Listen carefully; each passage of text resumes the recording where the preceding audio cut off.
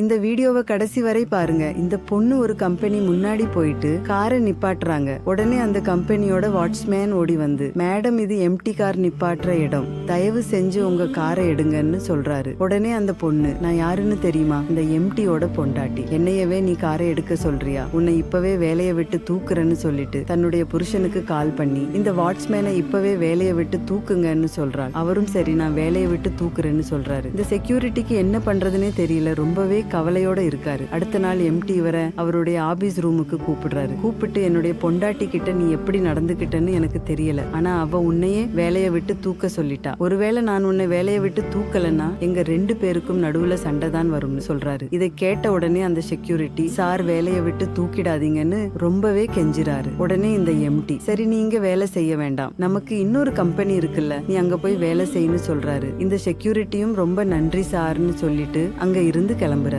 ஒரு வாரத்துக்கு அப்புறமா அந்த செக்யூரிட்டி வேலை செய்யற கம்பெனி பக்கமா இந்த லேடி போகும்போது அந்த வாட்ச்மேனை பார்த்துறாள். பார்த்த உடனே தான் இவங்களுக்கு தெரிய வருது, இந்த செக்யூரிட்டியை நம்ம ஹஸ்பண்ட் வேலை விட்டு தூக்கலன்னு. உடனே கோபத்தோட தன்னுடைய ஹஸ்பண்ட் கிட்ட போய், எதுக்காக அந்த செக்யூரிட்டியை நீங்க வேலையை விட்டு தூக்கல, என்னை விட உங்களுக்கு அந்த செக்யூரிட்டி முக்கியமா போச்சான்னு சண்டை போடுறாங்க. உடனே அவரு, ஒரு நிமிஷம் என் கூட நீ வா, அப்பதான் நான் ஏன் அந்த செக்யூரிட்டியை வேலையை விட்டு தூக்கலன்னு உனக்கு புரியும்னு சொல்லிட்டு தன்னுடைய பொண்டாட்டி அந்த செக்யூரிட்டியோட வீட்டுக்கு கூட்டிட்டு போறாரு. அங்க அவருடைய குழந்தை உடம்பு சரியில்லாமல் இருக்காங்க. இந்த லேடி அங்க போனதுக்கு அப்புறமா, இங்க ஒரே வடையா இருக்குது, என்னால இங்க நிக்க கூட முடியல, வாங்க சீக்கிரமா கிளம்பலாம்னு சொல்றாங்க. அதுக்கு அவரு, உன்னால இங்க நிக்க கூட முடியல, ஆனா அந்த செக்யூரிட்டியும் அவரோட உடம்பு சரியில்லாத பையனும் இங்கதான் வாழ்ந்துகிட்டே இருக்காங்க. அவர் இந்த செக்யூரிட்டி வேலை செஞ்சுதான் அவருடைய மகனை காப்பாத்திக்கிட்டு வராரு. இப்படி ஒரு நிலைமையில இருக்க செக்யூரிட்டியை வேலை விட்டு தூக்குனா அந்த பாவம் நம்மள சும்மா விடாதுன்னு சொல்றாரு. உடனே இந்த லேடி தன்னுடைய கணவர் கிட்ட மன்னிப்பு கேட்டுட்டு, நம்ம அந்த செக்யூரிட்டியை வேலைக்கு வைக்கிறது மட்டும் பத்தாது, அவருடைய மகனுக்கு ஹாஸ்பிடல் செலவு எல்லாத்தையுமே நம்மளே